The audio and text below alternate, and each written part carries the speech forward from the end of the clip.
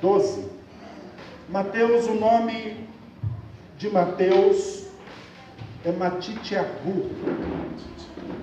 Amém? Aí traduzido, vamos dizer assim, para uma forma que nós pudéssemos pronunciar facilmente, Mateus. Então, quando você encontrar algum Mateus na rua, você chame ele de Matitiahu. Ele vai achar estranho. Brincadeiras, amém, queridos? Capítulo 12.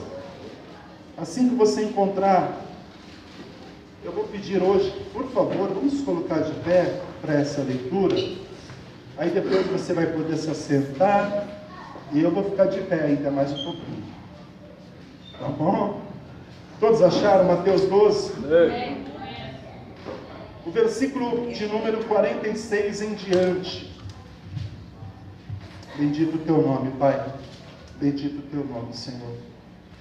Ele ainda estava falando à multidão, quando sua mãe e seus irmãos apareceram do lado de fora, pedindo para falar com ele.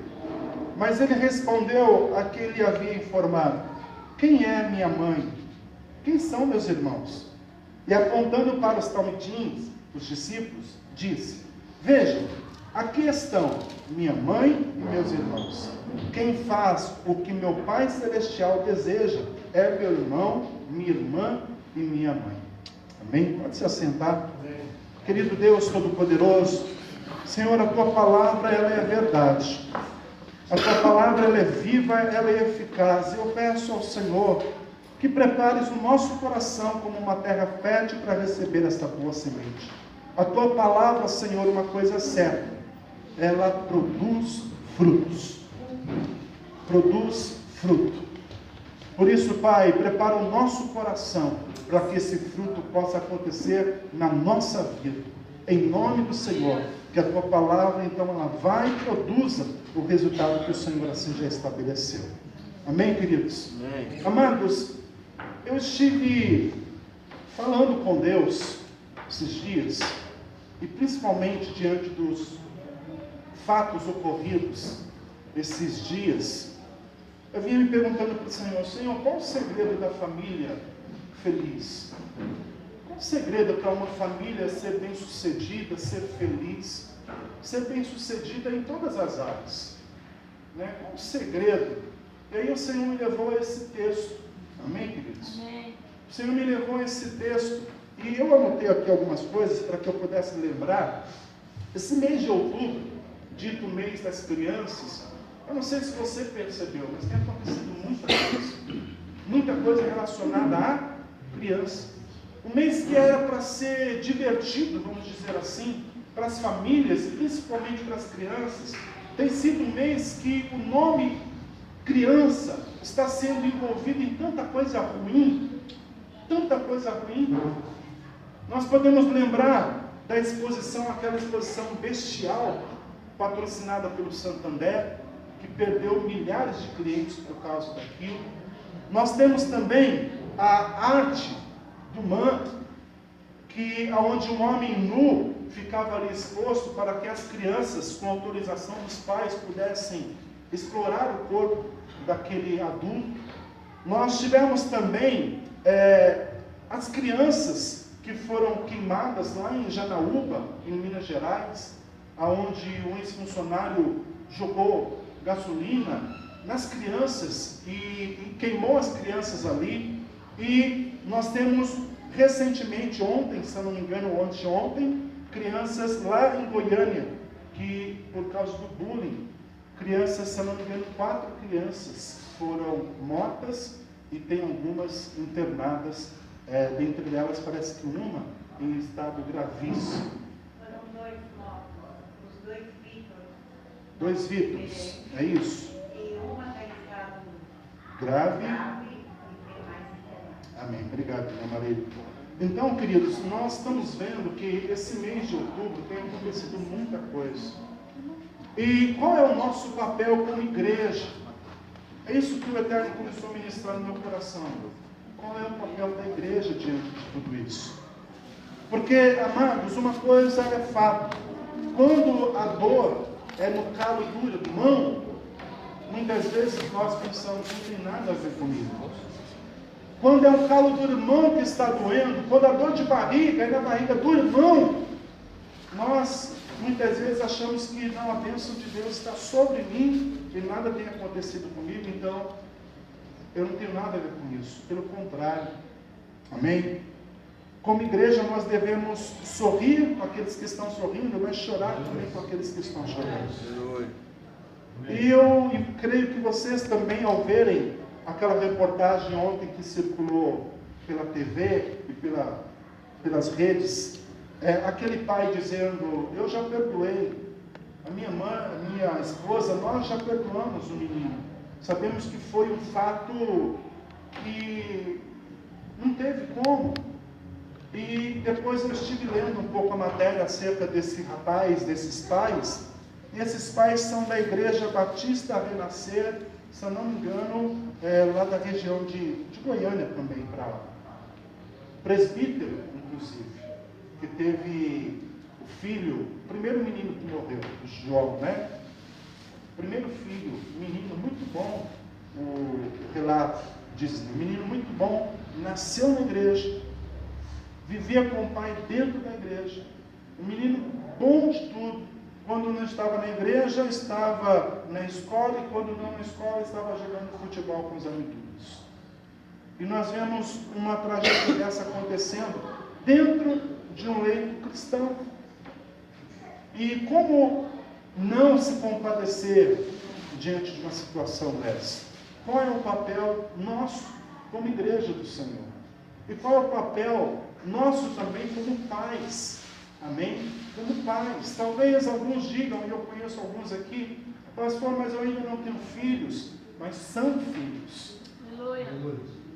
Amém? Ainda que não tenham, mas vocês, todos nós, somos. Então nós precisamos atentar para isso, amado, e procurar extrair alguma coisa disso tudo. Para quê? Para levar para a nossa vida. Porque o nosso papel como igreja, nesse momento, é de orar e de chorar com aqueles que estão chorando. Sabe? É de interceder pelas famílias que estão sofrendo neste exato momento.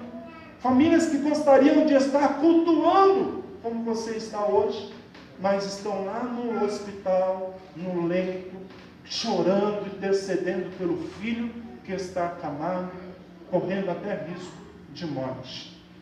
Então nós, como igreja, que temos essa oportunidade de estar aqui reunidos, é nosso papel dizer, Senhor, alcance-os. Aleluia.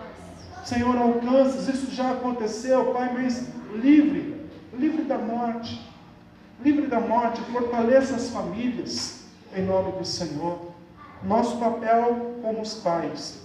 Eu fiquei me perguntando, na semana passada eu falei um pouco sobre isso, e o Eterno me direcionou a hoje a falar um pouco mais. Não podemos ficar, não podemos ficar imóveis diante de tudo isso que está acontecendo. Nós precisamos clamar e invocar o nome do Senhor. A nossa nação, o Brasil, precisa de Deus. Aleluia. Aleluia. Os 4 cantos da nossa nação precisam do Senhor. Nós temos visto muitas tragédias lá fora acontecendo. E de repente a gente começa a ver que as coisas estão acontecendo dentro da nossa nação e cada vez mais perto. Eu aprendi numa empresa que eu trabalhei da seguinte forma: a lei do acidente no trabalho, que é o formato de uma pirâmide. A pirâmide ela começa larga e ela vai afinalando. Então, o que eu aprendi foi o seguinte: os acidentes mais banais acontecem de uma atmosfera maior. Os mais graves vão acontecendo cada vez num aspecto menor, até que chegue na ponta, e a ponta representa a morte. E muitas vezes, querido, nós estamos olhando somente para aquilo que está distante de nós, sem se aperceber que cada vez mais se aproxima. E qual é o nosso posicionamento e o nosso papel como pais e como igreja do Senhor? É interceder, é invocar a presença do Senhor sobre o nosso país, para que tudo isso que está ocorrendo, em nome do Senhor, seja repreendido. Sabe, que o inimigo da nossa alma seja amarrado. E todo esse mal que tem assolado famílias caia por terra, querido. Em nome do Senhor, é o nosso papel como igreja. Nós não podemos pensar e nem achar que a dor que eles estão sentindo lá, nós não temos nada a ver com isso. Pelo contrário, porque se eu perguntar aqui para qualquer pai aqui, qualquer pessoa, sabe, que como você estaria se você perdesse um ente querido, eu tenho certeza que seu coração começa a se apertar. Verdade. Tenho certeza que o teu coração, ele começa, sabe, a doer até mesmo. E é o que essas pessoas estão vivendo neste momento. Amém? Pelo nosso país. Então, o papel da igreja, amado, é de convocar, alertar as famílias para o que tem acontecido no nosso país. E o nosso papel como pais é de cada vez mais se aproximar dos filhos. É de cada vez mais procurar atentar e ver o que acontece no mundo dos nossos filhos. Algumas coisas eu pude ver em alguns relatos, como esse do bullying também, que normalmente são crianças muito quietas, crianças que estão muito na delas, vivendo no mundinho delas, e muitas vezes o pai, a mãe não se aproxima para saber como é o dia a dia, o que acontece, o que os filhos têm vivido. E dentro da cabeça da criança, muitas vezes, existe um turbilhão de coisas acontecendo. Então, o nosso papel como os pais é atentar cada vez mais e conversar com os nossos filhos. E o papel dos filhos, amados, é se relacionar mais com os pais. Sabe, nós vivemos numa geração que parece que as crianças disputam, eu acho que eu falei isso no domingo passado, parece que as crianças disputam com os pais, querem saber mais do que os pais. Ainda mais com a tecnologia na ponta das mãos. Então, o papel dos filhos é obedecer aos pais e procurar conversar com os pais, dialogar com os pais, falar tudo o que tem acontecido na sua vida e se abrir com os pais cada vez mais. Amém? Não esconda nada do seu pai. Eu já disse isso aqui numa outra ministração, que os pais são os teus melhores amigos. É verdade. Os pais são as pessoas que você mais pode contar. Os amigos, quando o calo apertar, eles vão correr de você. Eles não vão estar do seu lado. Quando as coisas ruins acontecerem, querido, saiba disso, muitos vão deixar você sozinho. Mas os pais estarão lá. Estarão lá para dizer: filho, o pai e a mãe estão com você. O pai e a mãe, o nosso papel não é julgar, é disciplinar, ensinar. Julgar não cabe aos pais. Julgar cabe sempre ao Senhor. O nosso papel é disciplinar, ensinar e pegar na mão e dizer: filho, vamos juntos. Vamos juntos, porque isso vai passar. Isso vai passar. Amém? Então, quando eu olho para a Bíblia, eu fiquei me perguntando: Senhor, qual o segredo do sucesso? Ou melhor, qual o segredo de uma família feliz, para que uma família ela tenha sucesso? E aí, amados, para minha surpresa, eu me deparei com esse texto. Eu vi que nem a família de Yeshua era perfeita. Eu vi que nem a família do Senhor foi perfeita. Nós vamos ver alguns textos que comprovam isso. Amém? Abra comigo em João capítulo 7. Se você tiver uma caneta, anote também, para que depois em casa você possa rever o que nós estamos falando aqui. João capítulo 7, versículo 2. João 7, versículo 2, diz assim: mas a festa de Sucote em Judá estava próxima, e por isso os irmãos de Yeshua lhe disseram: saia daqui e vá para Judá, para que os discípulos possam ver os milagres que você faz, pois ninguém que deseja se tornar conhecido fica em segredo. Se você faz estas coisas, mostre-se ao mundo. E aí o versículo 5 diz: os seus irmãos falaram desse modo, porque não haviam confiado nele. Ou seja, os seus irmãos não criam em Yeshua. Não confiavam, não acreditavam nele. Mesmo vendo ele realizando todos os sinais, eles ainda zombavam. Eles diziam: você não quer se tornar público, conhecido, famoso? Você não realiza os sinais, os milagres? Vá para onde está a multidão. E não era a hora ainda do momento. Então os irmãos de Yeshua não confiavam nele. Não acreditavam em quem ele realmente era. E por isso zombavam dele. Nós vamos ver também em Mateus capítulo 13. Mateus capítulo 13, versículo 55.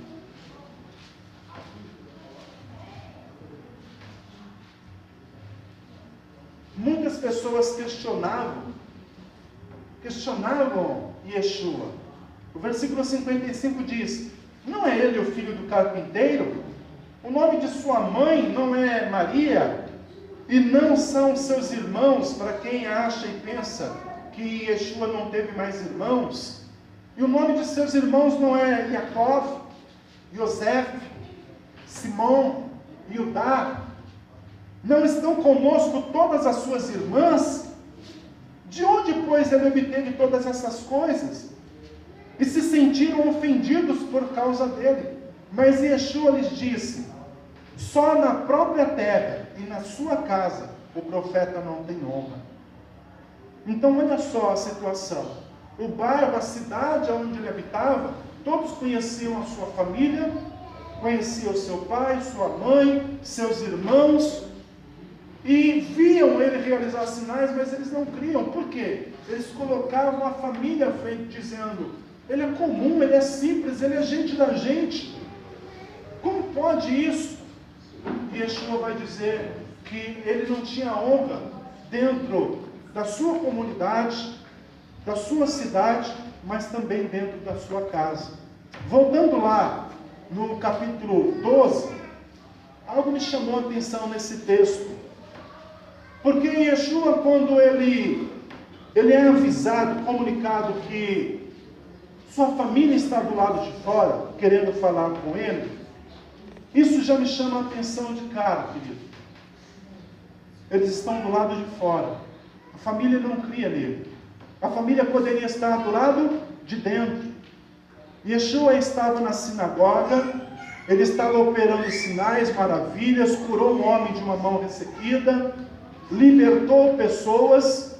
Os fariseus se reuniram ali querendo cercar Yeshua, e a palavra do Senhor diz que ele procura sair dali, mas acredito eu que ele nem conseguiu ainda sair da sinagoga, e ele é envolvido por uma multidão, e ele continua ministrando a multidão. E de repente a família, ela chega querendo falar com ele, e ele fica sabendo. Então a família está do lado de fora. Quem crê no Senhor nunca fica do lado de fora. Amém? Amém? Nosso papel, amado, caminhando com o Senhor, nunca é estar do lado de fora. Nós temos que estar aonde o Senhor está. Verdade. Você não pode viver dessa forma e nem aceitar isso. Os filhos da mesma forma. Amém? Se os pais estão do lado de dentro, os filhos não podem estar do lado de fora. Nós, como pais, não podemos aceitar isso também. Não podemos, nós pais estamos bonitinhos do lado de dentro. Cadê o filho? Cadê o filho? Está do lado de fora. Fazendo o quê? Não sei. Não, amados. Os filhos também têm que estar do lado de dentro. A família tem que estar na presença do Senhor. Não podemos aceitar de sermos roubados. Nós não podemos aceitar isso. E então alguém chega e diz: Senhor, tua família deseja falar contigo. E ali ele fica sabendo que é a mãe, e são também os seus irmãos e suas irmãs.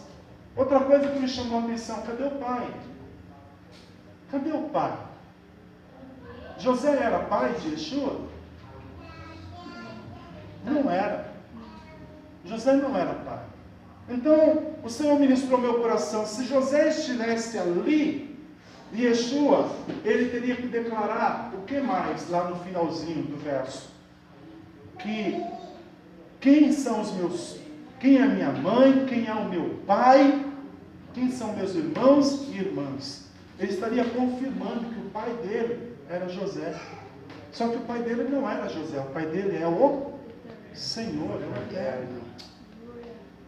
Então a Bíblia ela deixa muito claro. Ela faz com que José não estivesse, sabe, neste momento, para que o Eterno pudesse, para que Yeshua pudesse declarar exatamente quem é o seu pai. E que ele tem prazer de estar na presença do seu pai. Por mais que tenhamos um pai terrestre, saibamos nós que nós temos um pai celestial. Aleluia. E que temos que ter prazer de estar na presença dele. Aleluia. Temos que ter prazer de estar na presença dele. Nós temos João capítulo 2. Então a família estava do lado de fora. A família não cria que ele era o Senhor. E um outro detalhe: muitas vezes a família só procurava ele quando precisava de alguma coisa. João capítulo 2 fala de uma festa, de um casamento em Caná da Galileia. Yeshua e seus discípulos eles foram convidados. E eles vão até aquela festa. Só que, para surpresa, a mãe dele também está lá. E numa ocasião o vinho acabou. E a mãe, sabendo que o filho está lá, ela corre para o filho e diz: filho, faça alguma coisa. Filho, eu estou te pedindo, faça alguma coisa. Isso aí acontece na sua família também? Seus familiares muitas vezes só te procuram quando precisa de alguma coisa? Sempre, né? Isso é normal? É normal. Amém, queridos? É normal, devemos atender dentro das nossas possibilidades? Sim. Amém? E quando não? Quando não, não. Amém? Porque Yeshua se volta para ela e diz: mulher, ainda não chegou a minha hora. Ela entende o recado e diz para os servos: faça tudo o que ele disser, porque ele sabe o momento certo.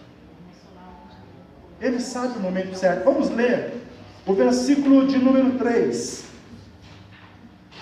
Capítulo 2, versículo 3. O vinho acabou e a mãe de Yeshua lhe disse: eles não têm mais vinho. E Yeshua respondeu: mãe, por que eu deveria me preocupar com isso? Ou você, a minha hora ainda não chegou. Amém? Minha hora ainda não chegou. Famílias que muitas vezes só nos procura quando precisa de alguma coisa. Então, qual é o segredo de uma família feliz? De uma família perfeita? E Yeshua ele vai dar a dica nesse mesmo texto que nós lemos, em Mateus capítulo 12. Quantos desejam que a sua casa seja uma bênção, seja uma família feliz? Aleluia! Amém? Deseja isso? Então nós vamos ver aqui nesse texto o que Yeshua ele vai falar. Qual o segredo para uma família ser feliz? Vamos ver isso? O versículo, vamos ler novamente todo o texto, a partir do 46 do capítulo 12. Ele ainda estava falando à multidão quando a sua mãe e seus irmãos apareceram do lado de fora, pedindo para falar com ele. Mas ele respondeu a quem lhe havia informado: quem é minha mãe? Quem são meus irmãos? E olha só no versículo 49, aqui está o segredo, queridos. Apontando para os talmidim, os discípulos, ele disse: vejam aqui, estão minha mãe e meus irmãos. E no 50 ele diz: quem faz o que meu Pai Celestial deseja é meu irmão, minha irmã e minha mãe. O segredo, querido, para tua família, para minha família ser feliz, é fazer a vontade de Deus. Não existe outra recomendação. Sabe, não existe outra recomendação.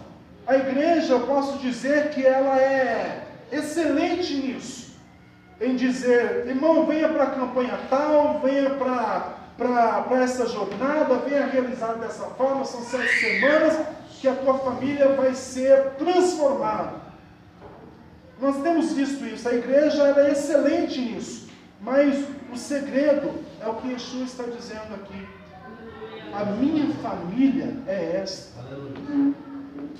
Sabe, a minha família, ele não está indo contra a sua casa, mas ele está dizendo, aqueles que estão aqui do lado de dentro, me ouvindo, crendo naquilo que eu estou falando, e estão procurando cumprir, executar o que eu estou falando, esses sim são a minha família.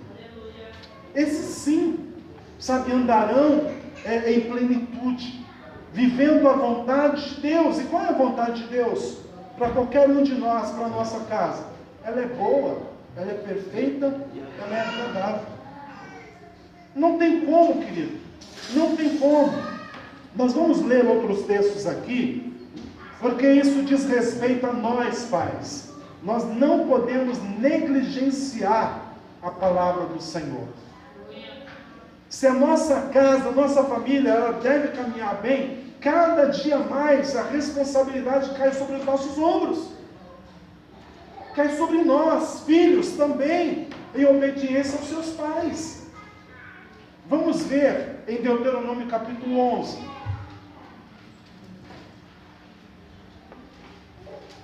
Se tiver uma caneta, vai anotando.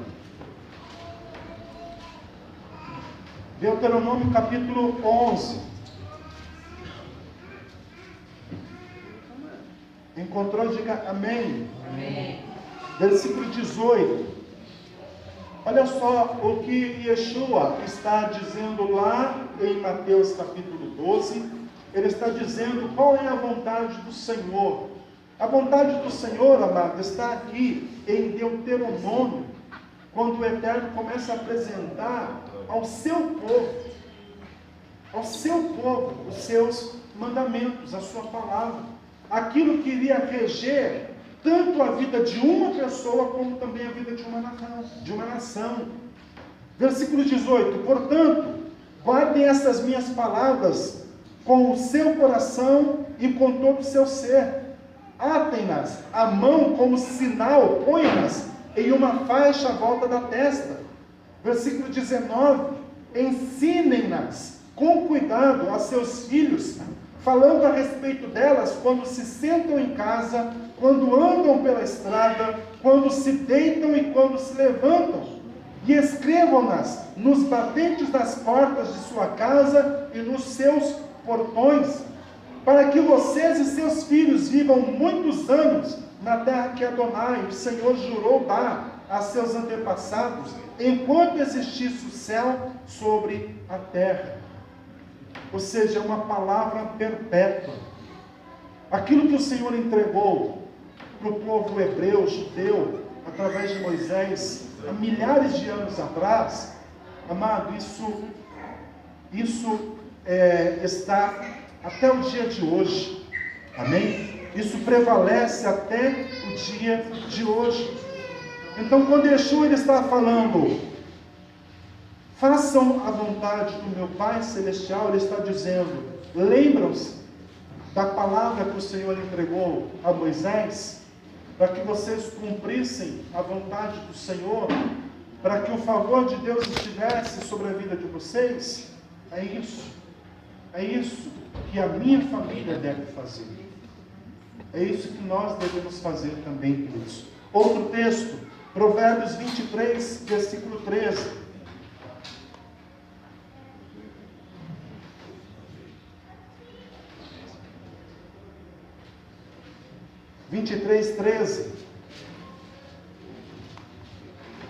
Olha só, pais, o que diz esse texto. Não negue a disciplina à criança. Se você bater nela com uma vara, ela não morrerá. Versículo 14. Castigue-a com uma vara e você a salvará do inferno. Quantos filhos aqui já apanharam com os pais?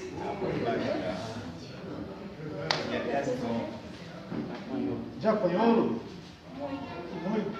Eu também. Guto também? Acho que hoje eu sou. É. Sabe, posso contar o que aconteceu uma vez, quando meu pai quis me bater? Uma vez meu pai quis me pegar. E criança é ligeira, né? Criança corre. E meu pai, eu não lembro o que eu aprontei, sei que aprontei. Aí meu pai veio para me dar aquelas surras, umas palmadas, e eu comecei a correr. Eu saí numa disparada pelo portão na rua e meu pai atrás de mim. E eu, mais ligeiro, eu começava a dar uns dribles nele, assim, para lá, para cá, e ele não conseguia me pegar. E as pessoas na rua começaram a olhar e dar risada. E aí teve uma hora que, eu creio que Deus, né? Ele tocou no meu coração e disse assim: para de fazer teu pai passar vergonha. Aí eu parei e deixei ele me pegar e aí o pau comeu. Aí o pau comeu. Mas foi interessantíssimo isso, porque... Foi induzível, a pior coisa, né, velho? Então esse dia Deus ele tocou muito no meu coração. Para parar e deixar que o pai me batesse. E todos nós que um dia apanhamos, queridos, é uma verdade esse texto. Nenhum de nós morremos. Sabe, pelo contrário, como a Lu disse, nos tornamos adultos melhores. Amém? Melhores. E a palavra no verso 14 diz assim, que a correção faz com que o filho se desvie do inferno. Às vezes nós, como pais, estamos passando a mão dos nossos filhos sem perceber que o que nós estamos fazendo está conduzindo eles para o inferno. Isso é perigosíssimo. Às vezes a disciplina, a correção, vai fazer com que o filho se desvie do caminho mau. Amém, queridos? Bendito seja o nome do Senhor. Por isso, Provérbios ainda 22, volte um texto, um capítulo. Provérbios 22, o versículo 6. Esse nós falamos bastante no dia de consagração das crianças. Ensine a criança no caminho que ela deve seguir, e mesmo quando ficar velha, não se desviará dele. Então o dever dos pais é conduzir, ensinar os filhos, para que quando eles cresçam e tenham a consciência do que é o Senhor, vamos dizer assim, de quem é Deus, sabe, ele possa caminhar por ele mesmo. E aí, não recai sobre os pais se esse filho se perder lá na frente. A culpa não recai sobre os pais. Por quê? O papel dos pais, sabe, eles fizeram. Quer instruir, quer ensinar os filhos o caminho que deveria caminhar. Nós vamos ver um outro texto. Este é o penúltimo texto que nós vamos ver. Deuteronômio capítulo 5. A partir do verso 1.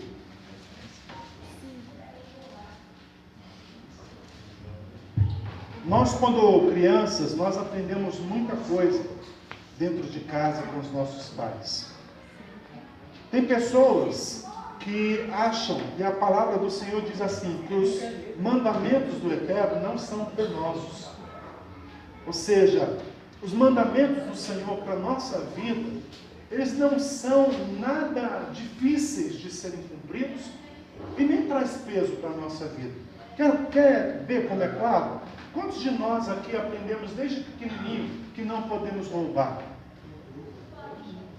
Que não podemos fazer mal ao próximo? Não é verdade? Desde pequenininho. Levamos isso para a nossa vida. E muitas vezes nem estávamos na igreja. E depois, quando estamos na igreja, a gente fica sabendo que isso é bíblico. Amém? Ou seja, tem muitos mandamentos que nós já cumprimos no nosso dia a dia e nós não sabemos. E isso, amado, traz o favor de Deus para a nossa vida. Deuteronômio capítulo 5, você que tem aí na sua Bíblia com títulos, vai falar sobre os 10 mandamentos. Então o capítulo 5 diz assim: Então Moshe chamou todo Israel e lhes disse: ouça Israel, Shema Israel, as leis e regras que anuncio aos seus ouvidos hoje, para que as aprendam e cuidem de cumpri-las. Adonai nosso Deus fez uma aliança conosco, com todos nós que hoje estamos aqui vivos. Adonai falou com vocês face a face do fogo sobre a montanha.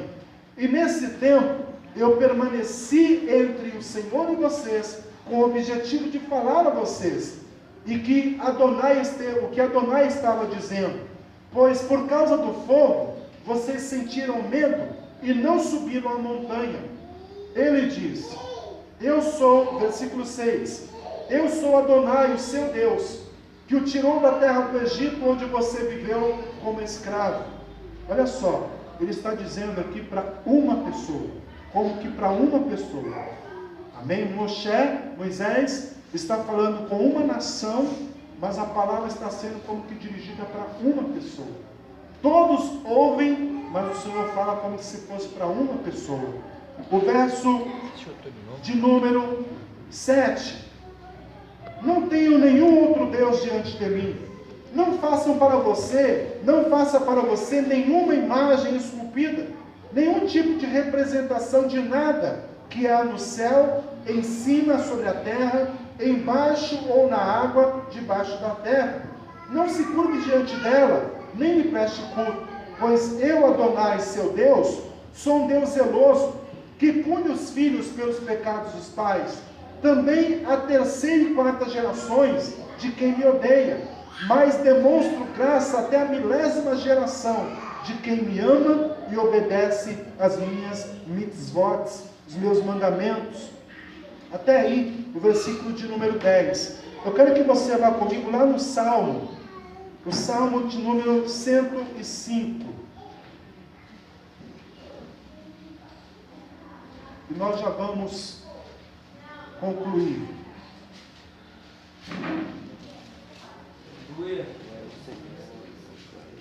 Salmo 105.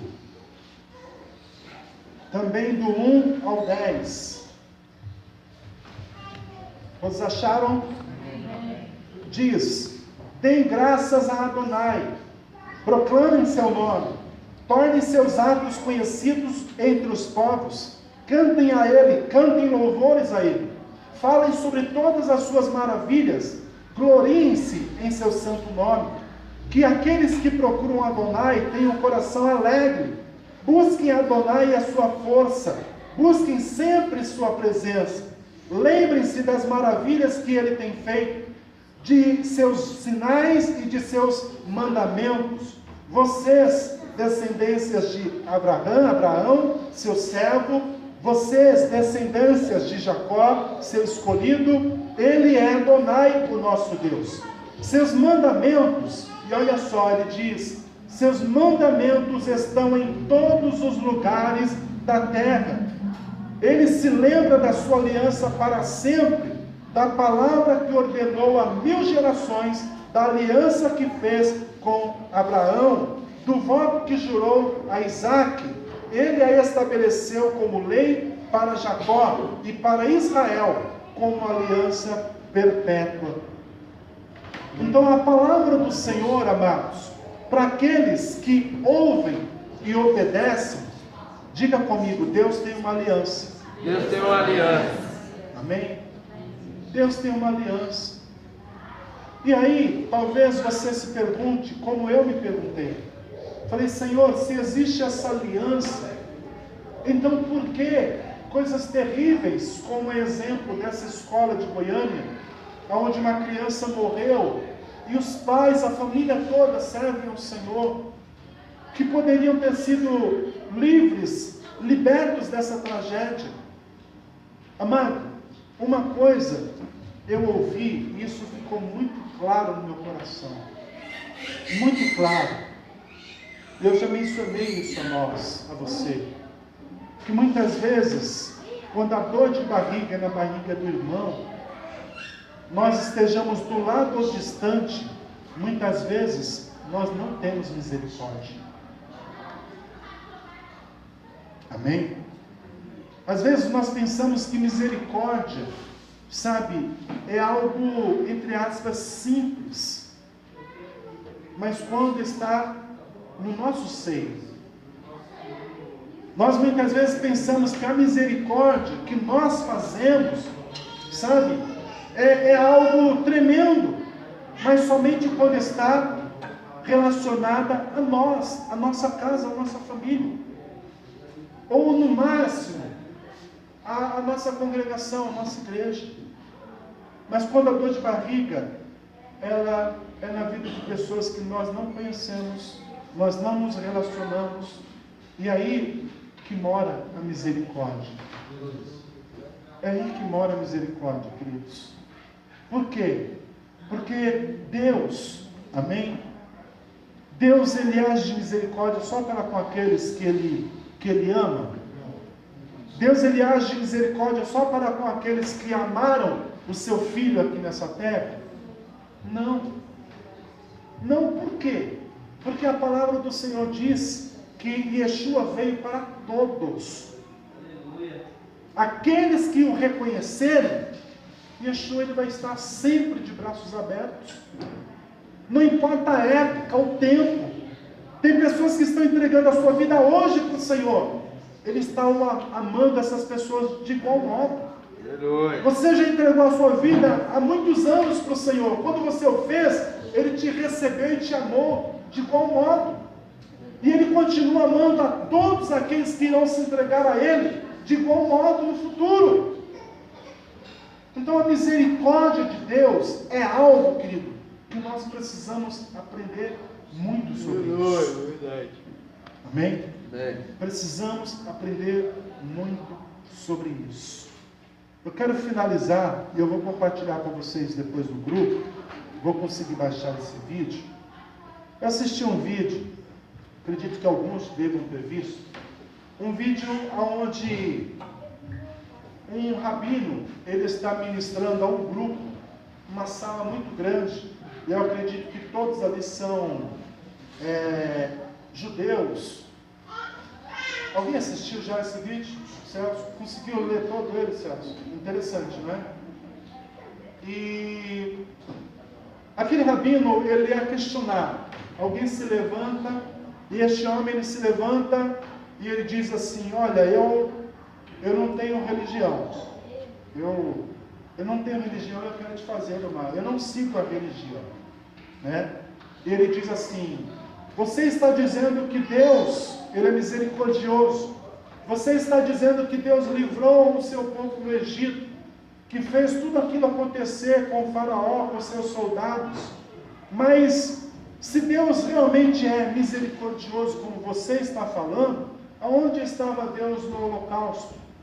Quando milhares de crianças, de pessoas morreram, será que a misericórdia de Deus não estava ali para com eles? E aquele rabino, ele respondeu de uma forma que eu fiquei surpreso, muito surpreso, porque ele coloca a misericórdia de Deus relacionada à sua palavra, a sua palavra. E ele responde da seguinte forma, queridos, que o holocausto, onde milhões de pessoas morreram, a época do holocausto, talvez muitos de nós não venhamos saber, mas o povo estava completamente afastado, desviado dos princípios de Deus. 60% do povo judeu naquela época foi dizimado, foram mortos. Naquela época restaram apenas 18 milhões de judeus após o holocausto. E o que me chamou muito a atenção, que naquela época então, muitos estavam afastados e não estavam obedecendo a palavra do Senhor. E nós lemos lá em Deuteronômio uma parte dizendo que todos aqueles que obedecessem a palavra do Senhor estariam debaixo do favor de Deus. Só que nós não podemos esquecer nunca, queridos, Que da mesma forma que quando existe a obediência, o favor do Pai vem, quando existe a desobediência, nós os colocamos automaticamente também debaixo de uma condenação. Filhos, quando há desrespeito para com os pais, não pense que você está prevalecendo de alguma forma, que você sobressaiu de alguma forma, porque nós podemos estar chamando maldição para a nossa vida. E muitas vezes não entendemos o porquê que as coisas